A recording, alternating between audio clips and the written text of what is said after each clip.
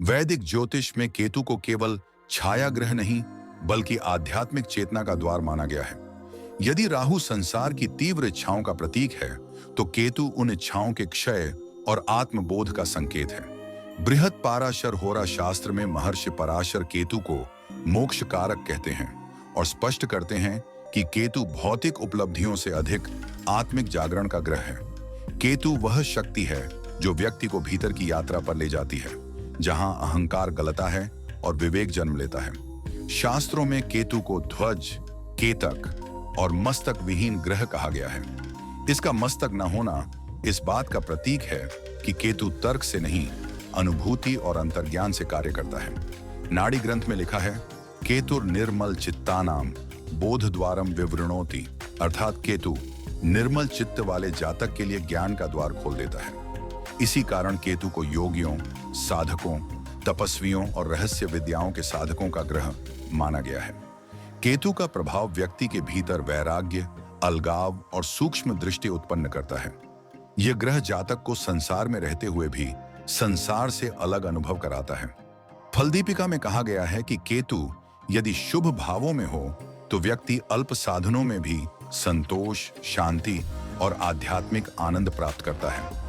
ऐसा जातक बाहरी चकाचौंध से प्रभावित नहीं होता, बल्कि सत्य की खोज में निरंतर आगे बढ़ता है। केतु पूर्व जन्म के संस्कारों और अधूरे कर्मों का भी प्रतिनिधित्व करता है। भृगु संहिता में केतु को पूर्व जन्म की स्मृति कहा गया है। यदि केतु मजबूत हो तो व्यक्ति में जन्मजात आध्यात्मिक झुकाव, तप, साधना और गूढ़ विषयों की समझ होती है। वहीं यदि केतु पीड़ित हो तो जीवन में अचानक विरक्ति, अकेलापन, भ्रम, कटाव और मानसिक असंतुलन भी आ सकता है। इसलिए केतु को वरदान और परीक्षा दोनों का ग्रह कहा गया है। भावों के अनुसार केतु का फल अत्यंत सूक्ष्म होता है।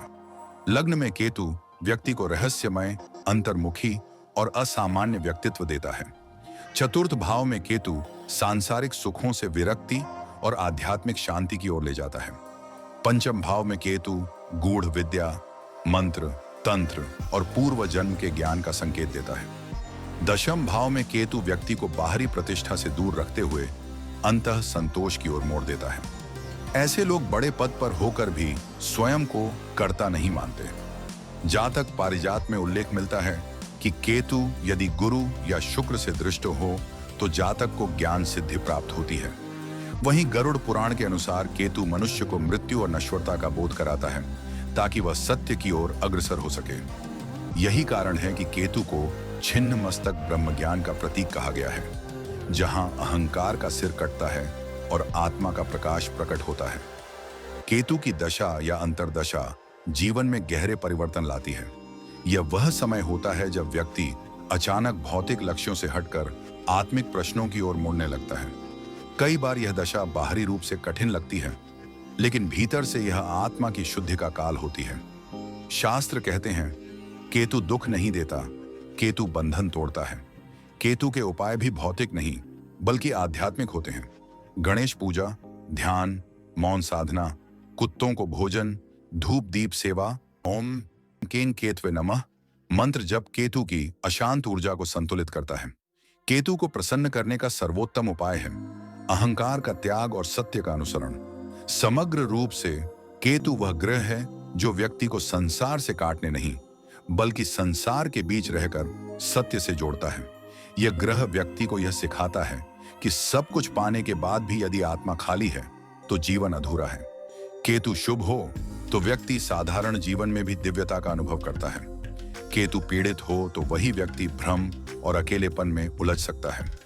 अंत में शास्त्रों का यह वचन अत्यंत सारगर्भित है, केतु मोक्षदः, केतु मोक्ष प्रदान करने वाला ग्रह है। कुंडली विश्लेषण, निजी सलाह या ज्योतिषीय सेवाओं के लिए संपर्क करें।